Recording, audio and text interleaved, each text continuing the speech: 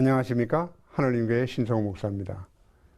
오늘은 계시록 1장 9절에서 10절 말씀을 통해서 예수의 환난과 나라와 참음에 동참하라 첫 번째 시간으로 여러분과 함께 은혜를 나누도록 하겠습니다.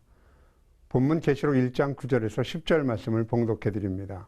나 여호와는 너희 형제요 예수의 환난과 나라와 참음에 동참하는 자라.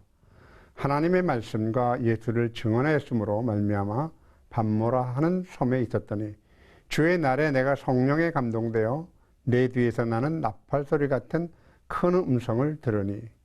아멘. 참고 성부로서 계시록 4장 1절을 봅니다. 이일 후에 내가 보니 하늘에 열린 문이 있는데 내가 들은 바 처음 내게 말하던 나팔 소리 같은 그 음성이 이르되 이리로 올라오라. 이후에 마땅히 일어날 일들을 내가 내게 보이리라 하시더라. 먼저 봉독해드린 본문과 제시한 참고 성구를 살펴보면 다음과 같은 인과관계를 가지고 있습니다. 예수의 환난과 나라와 참음에 동참하라. 그러면 성령의 감동이 될 것이다. 성령의 감동이 되면 하늘의 열린 문을 보게 될 것이고 열린 하늘문 사이로 보좌로 올라오라는 나팔 소리 같은 큰 음성을 듣고 이후에 마땅히 일어날 일들을 보게 될 것이다 라는 결론을 얻을 수가 있습니다. 그러므로 우리는 오늘 본문과 참고 성구를 통해서 우리가 어떻게 하면 하늘의 문을 열 수 있을까라는 질문의 답을 얻어야 합니다. 주님께서 산상보훈에서 문을 두드리라 그러면 열릴 것이니라 말씀하셨는데 왜 오랜 세월 동안 주님을 섬겼음에도 불구하고 아직 내게는 하늘의 문이 열리지 않을까라고 의문을 가지신 분도 있으실 것입니다. 이런 문제 때문에 혹시 불안하거나 염려가 되십니까? 우리는 주님의 말씀을 좀 더 깊이 그리고 진지하게 그분의 본뜻을 살펴볼 필요가 있습니다. 이 교훈에서 주님은 먼저 구하라 그리하면 주실 것이요 찾으라 그리하면 찾아낼 것이요 문을 두드리라 그리하면 너에게 열릴 것이니라고 말씀하셨습니다. 먼저 이 말씀은 구하고 찾고 두드리는 일을 인하여서 마태복음 7장 1절에서 6절에 기록되어 있는 비판과 헤아림, 타인의 눈에 티는 보고 지적하며 비판하는 우월감 및 교만함, 자기 눈에 들보를 보지 못하는 무지함과 무감각함으로 공동체인 교회에게 해를 끼치는 지체들을 경계하면서도 판단하지 않고 현명하게 그들을 대처하는 방법을 마태복음 7장 7절에 기록하고 있는 것입니다. 그렇다면 먼저 구하라는 뜻은 무엇일까요? 우리가 구하려면 무엇을 구하는 것이며 또 구한다는 것은 하나님께서 우리에게 어떤 행위를 구체적으로 요구하시는 것일까요? 우리가 하나님 앞에 나가서 진정으로 구해야 할 것이 무엇이겠습니까? 물론 세상에서 얻을 수 있는 것도 하나님이 허락하셔야만 하지만 세상에서 우리의 인간의 노력으로 구할 수 있는 것이라면 하나님께 구하지 않아도 될 것입니다. 인간이 아무리 노력해도 구할 수 없는 것은 과연 무엇일까요? 그것은 선악을 판단할 수 있는 하나님의 지혜입니다. 선악을 판단할 수 있는 하나님의 지혜는 인간이 아무리 노력해도 가질 수 없는 겁니다. 인간의 노력으로 선악을 판단하는 능력을 갖고자 욕심을 부리다가 우리 조상 아담과 하와는 에덴 동산에서 쫓겨났습니다. 이것이 바로 선악을 알게 하는 나무의 비밀입니다. 사랑하는 시청자 여러분, 선악을 분별할 수 있는 지혜는 하나님께로부터 오는 것입니다. 솔로몬의 기도를 한번 들어보십시오. 열왕기상 3장 9절에서 12절 말씀입니다. 누가 주의 이 많은 백성을 재판할 수 있사오리까? 듣는 마음을 종에게 주사 주의 백성을 재판하여 선악을 분별하게 하옵소서. 솔로몬이 이것을 구하매 그 말씀이 주의 마음에 든지라. 이에 하나님이 그에게 이르시되 내가 이것을 구하는도다. 자기를 위하여 장수를 구하지도 아니하며 부도 구하지 아니하며 자기 원수의 생명을 멸하기도 구하지 아니하고 오직 송사를 듣고 분별하는 지혜를 구하였으니 내가 내 말대로 하여 내게 지혜롭고 총명한 마음을 주노니 내 앞에 너와 같은 자가 없었거니와 내 뒤에도 너와 같은 자가 일어남이 없으리라.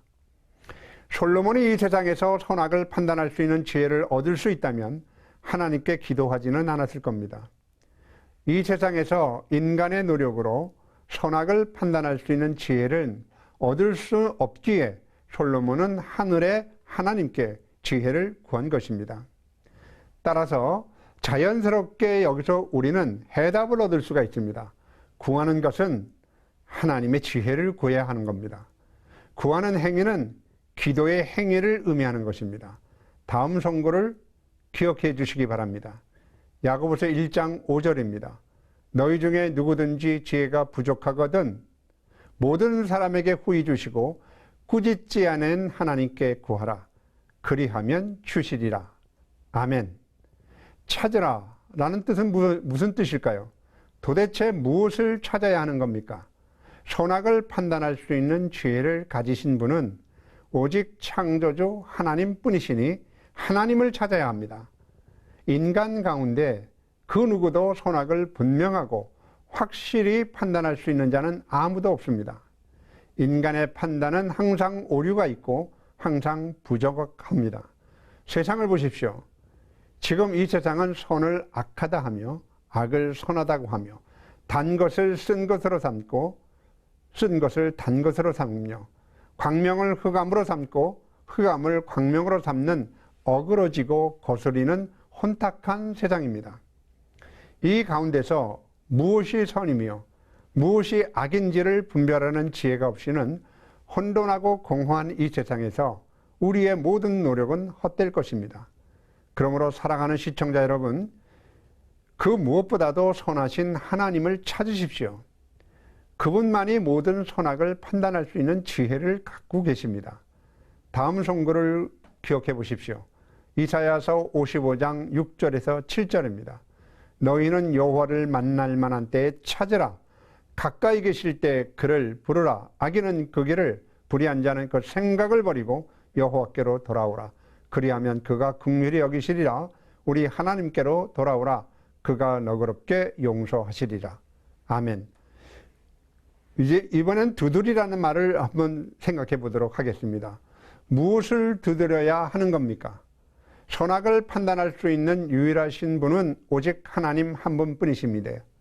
그런데 그분을 만나기 위해서는 유일하게 하나뿐인 문으로 들어가야만 합니다. 그 문은 바로 우리 주 예수 그리스도이십니다. 성경은 말씀합니다. 요한복음 14장 6절에 예수께서 이르시되 내가 곧 길이요 진리요 생명이니 나로 말미암지 않고는 아버지께로 올 자가 없느니라. 우리는 그의 양이요 그분은 우리를 기르시는 목자이십니다. 양이 힘들고 어려울 때는 우리 영혼의 목자이신 예수 그리스도를 찾아야 합니다. 그분은 양들인 우리가 하나님께로 나가는 유일한 문이십니다. 양인 우리는 이 문으로 들어가며 나오며 생명의 꼴을 얻는 것입니다.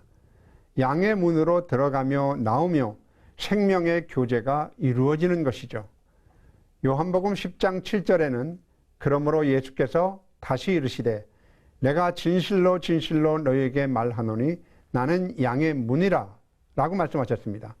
우리는 이상의 말씀으로 구하라 그리고 찾으라 라는 말씀은 우리의 기도 행위를 요구하시는 하나님의 마음을 알 수가 있고 구하고 찾는 기도 행위가 점점 더 강렬해져서 끊임없이 우리를 죄에서 구속하신 주님과 친밀한 교제를 나누고 싶어하는 우리의 갈급한 심령이 주님의 심장의 문을 두드리는 감동적인 삶을 살아드려야 할 것입니다.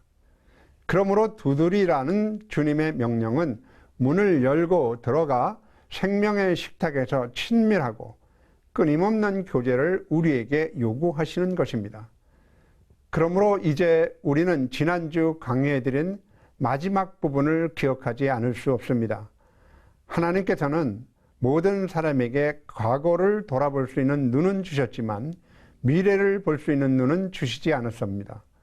영혼을 사모하는 마음은 주셨지만 하나님이 하시는 일의 시종을 사람으로는 측량할 수 없게 하셨습니다. 그러나 사도 요한은 미래 곧 마땅히 될 일을 바라볼 수 있는 특권을 하나님께로부터 받았습니다. 예수 그리스도의 계시란 무엇입니까? 반드시 속히 될 일입니다. 계시록은 마땅히 일어날 일들입니다. 그러면 사도 요한이 반드시 속히 될 일, 그리고 마땅히 일어날 일들을 볼 수 있게 된 이유는 어디에 있을까요? 하늘문이 열렸기 때문입니다. 계시록 4장 1절 말씀을 봅니다. 이 일 후에 내가 보니 하늘에 열린 문이 있는데 내가 들은 바 처음 내게 말하던 나팔 소리 같은 그 음성이 이르되 이리로 올라오라. 이후에 마땅히 일어날 일들을 내가 내게 보이리라 하시더라. 우리는 본문을 통해서 쉽게 다음과 같은 결론을 얻을 수가 있습니다. 사도 요한은 열린 문 사이로 처음 요한에게 들리던 나팔 같은 음성을 들을 수 있었고, 그 음성은 하늘 보좌로 올라오르는 명령과 함께 이후에 마땅히 일어날 일들을 보여주신다는 음성이었습니다. 그렇다면 사도 요한이 이후에 마땅히 일어날 일들, 곧 미래를 보게 된 것은 첫째, 하늘문이 열려야 합니다. 둘째, 나팔 같은 음성을 들어야 합니다. 그리고 하늘문을 통해서 올라가 보좌에 앉으시니 이제도 계시고 전에도 계시고 장차 오시리 곧 과거와 현재와 미래를 주관하시는 처음부터 종말을 예정하신 하나님의 음성을 들어야만 합니다. 그렇다면 첫째, 하늘문이 열려야 하는데 그러면 어떻게 하늘문을 열어야 합니까? 둘째, 나팔 같은 음성을 들어야 합니다. 어떻게 나팔 같은 음성을 들을 수가 있겠습니까? 세 번째, 하늘문을 통해서 하늘 보좌로 올라가야 합니다. 어떻게 하늘 보좌로 올라갈 수가 있습니까? 이제 차례대로 이 세 가지 질문에 대한 대답을 오늘 성경에서 들어야 할 차례입니다. 첫 번째, 하늘의 문이 열려야 합니다. 라는 주제로 강의를 하겠습니다. 그러면 어떻게 하늘의 문이 열려야 합니까? 사도 요한이 어떻게 하늘의 열린 문을 보게 되었을까요? 이에 대한 대답은 바로 오늘 본문 바로 앞절 계시록 3장 20절에서 22절에 기록되어 있습니다. 자, 계시록 3장 20절에서 21절 말씀입니다. 볼지어다 내가 문 밖에 서서 두드리노니 누구든지 내 음성을 듣고 문을 열면 내가 그에게로 들어가 그와 더불어 먹고 그는 나로 더불어 먹으리라. 이기는 그에게는 내가 내 보좌에 함께 앉게 하여 주기를 내가 이기고 아버지 보좌에 함께 앉은 것과 같이 하리라. 본 구절은 라오디게아 교회에게 성령 하나님께서 주신 말씀입니다. 차후 2장과 3장을 강해할 때 자세한 강해를 하겠지만 우리는 오늘 이 강의를 통해서 사도 요한에게 하늘문이 열리고 이후에 마땅히 될 일을 보게 된 그 이유를 본절에서 답을 찾아야 하는 것입니다. 우리는 하늘의 문이 항상 닫혀 있어서 우리가 무엇인가 해야만 하늘문이 열린다고 생각합니다. 그러나 하늘의 문은 언제나 열려 있습니다. 기억하십시오. 하늘의 문은 언제나 열려 있습니다. 본전 말씀과 같이 문을 닫아둔 것은 하늘의 문이 아니라 내 마음의 문이 닫혀 있는 겁니다. 그러므로 하늘의 문이 닫혀 있다는 말의 뜻은 내 마음의 문이 닫혀 있음을 뜻하는 겁니다. 주님께서 말씀하셨습니다. 마태복음 5장 44절에서 45절 말씀. 나는 너희에게 이르노니 너희 원수를 사랑하며 너희를 박해하는 자를 위하여 기도하라. 이같이 한즉 하늘에 계신 너희 아버지의 아들이 되리니 이는 하나님이 그 해를 악인과 선인에게 비추시며 비를 의로운 자와 불의한 자에게 내려주심이니라. 아멘. 하나님께서는 악을 미워하시지만 원래 의도는 선과 악의 화해를 요구하시는 겁니다. 즉 하나님께서는 죄인을 사랑하시지만 죄는 미워하신다는 말은 정말 옳은 말씀입니다. 그러므로 원수와 너희를 박해하는 자들을 위하여 기도하라고 말씀하신 겁니다. 이렇게 함으로써 우리가 초월적인 하나님의 사랑을 받은 자녀임을 삶 속에서 입증하게 되는 것입니다. 우리는 하나님의 부르심을 받았고 구원의 은혜를 받았습니다. 그리고 주께서 우리에게 은혜를 주신 것은 고난도 함께 받게 하려는 것입니다. 하나님께서 창조한 피조물들은 그것이 선하든 악하든 이 세상에서 하나님의 돌보심을 받을 가치가 있고 하나님의 사랑을 받아야 할 권리가 있습니다. 물론 궁극적으로 각 사람이 자신의 행한 선한 일과 악한 일에 대한 책임이 있고 하나님의 마지막 날 흰보좌 앞에서 모든 사람이 다 심판을 받게 될 것입니다. 여기서 우리가 발견해야 할 진리는 하나님께서는 그가 선하든 아니면 악하든지 모든 사람이 구원에 이르기를 원하신다는 겁니다. 그런즉 우리 그런 측면에서 하나님은 하늘의 문을 닫으신 적은 결코 없으십니다. 본절의 말씀에 귀를 기울여 성령님이 우리에게 하시는 음성을 들어보세요. 볼지어다 내가 문 밖에 서서 두드리노니. 우리는 이 말씀을 묵상해 볼 때 문을 닫은 편은 언제나 인간 편이지 하나님께서는 항상 열린 문을 우리 앞에 두시고 누구든지 하늘나라에 들어와 구원의 즐거움을 함께 누리기를 바라시는 분이심을 발견할 수가 있습니다. 성령 하나님께서 빌라델비아 교회에게 하신 말씀을 한번 들어보십시오. 계시록 3장 8절입니다. 볼지어다 내가 내 앞에 열린 문을 두었으되 능히 닫을 사람이 없으리라. 내가 내 행위를 아노니 내가 작은 능력을 가지고도 내 말을 지키며 내 이름을 배반하지 아니하도다. 보십시오. 하나님께서는 우리 앞에 항상 문을 열어두십니다. 하나님께서는 하늘의 문을 닫으신 적이 없습니다. 그러므로 하늘의 문이 열린다는 것은 자기에게 열린다는 것을 의미합니다. 하나님께서는 의로운 자에게나 불의한 자에게나 비를 내려주시는 분이시고 우리 앞에 항상 하늘의 문을 열어두십니다. 여러분, 집을 나간 탕자의 아버지는 아들이 집으로 돌아오기까지 항상 문을 열어둔 채 기다리고 계시는 겁니다. 하나님은 오히려 동구밭 멀리까지 나가 언젠가 돌아올 아들을 기약 없이 기다리시는 아버지십니다. 두드리노니의 헬라어는 크루라는 단어인데 현재 시상으로 지금도 계속적으로 두드리고 계시는 주님의 죄인들을 향한 인내와 사랑을 보여주고 있는 겁니다. 사랑하는 성도 여러분, 지금 라오디게아 교회의 교인들은 주님을 문 밖에 세워두었습니다. 주님은 문 밖에서 문을 열어달라고 계속 두드리고 계십니다. 그런데 지금 라오디게아 교인들의 모습을 보십시오. 주님께서 문 밖에서 언제부터 두드리고 계셨는지는 모르겠지만 라오디게아 교인들은 주님의 방문에는 관심이 없고 차지도 뜨겁지도 않은 미온적이고 해이한 정신 상태로 미지근한 신앙생활을 하고 있었습니다. 원인은 그들은 물질적인 번영으로 인하여 영적으로 깊은 잠에 빠져 있었기 때문이죠. 앞서 말씀하신 주님의 눈으로 본다면 이들은 구하다가 포기한 자들이요, 찾다가 중단한 자들이요, 두드리다가 돌아선 자들입니다. 무엇이 그들을 포기하고 중단하고 돌아서게 만들었을까요? 하나님을 향한 사랑이 식어지니 지혜보다, 하나님보다, 그리스도보다 그들을 행복하게 만들 수 있다고 생각하는 것들이 그들 눈에 보이기 시작한 것입니다. 그러므로 영적으로 깊은 잠에 빠진 그들은 영적으로 가난했지만 스스로 부자라고 부족하고 가련한 것 투성이지만 부족한 것이 없다고 교만을 떨고 있었으며 벌거벗었으나 자신들은 헐벗지 않았음을 스스로 알지 못하게 된 것입니다. 이것이 문을 닫은 채 문 밖에 주님을 세워둔 교회의 모습입니다.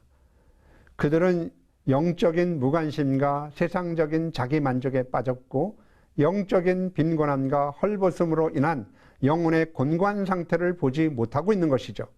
이런 영적인 착각이 주님께서 안타까운 마음으로 문 밖에서 두드리시지만 라오디게아 교인들은 주님을 문 밖에 세워둔 채 문 안에서 영적인 깊은 잠에 빠져 주님과의 영적인 교제가 단절되어 있는 것입니다.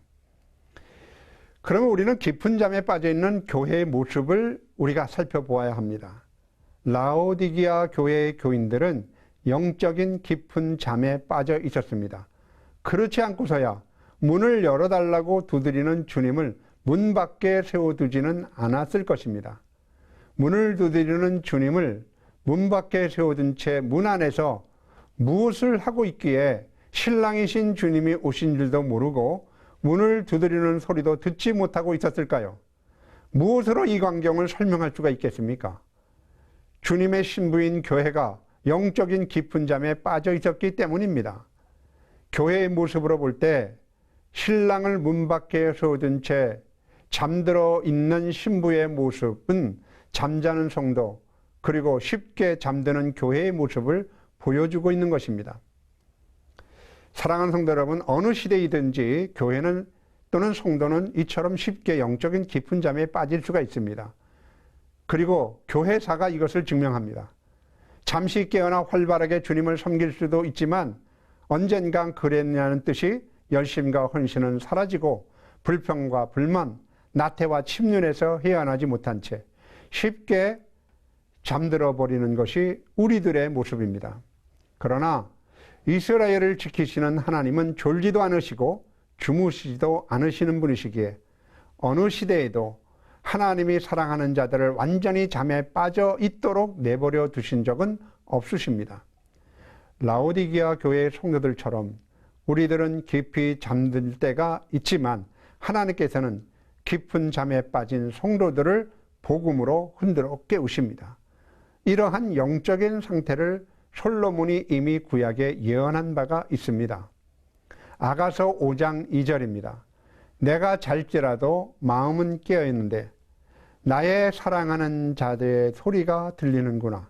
문을 두드려 이르기를 나의 누이, 나의 사랑, 나의 비둘기, 나의 완전한 자여 문을 열어다오. 내 머리에는 이슬이, 내 머리털에는 밤이슬이 가득하였다 하는구나. 아가서는 다윗의 아들 솔로몬의 작품입니다. 솔로몬이 술람미 여인과 나눈 사랑의 경험을 기록한 글이죠. 솔로몬과 술람미 여인의 사랑을 통해서 교회와 그리스도의 사이에 맺은 언약 관계, 그리고 끊을 수 없는 죽음보다 강한 참된 사랑의 모습을 우리에게 보여주고 있기 때문입니다. 여러분은 본절에서 무엇을 느낍니까? 신랑은 문 밖에서 문을 두드리고 문 안에서는 홀로 잠들어 버린 신부의 어이없는 모습입니다.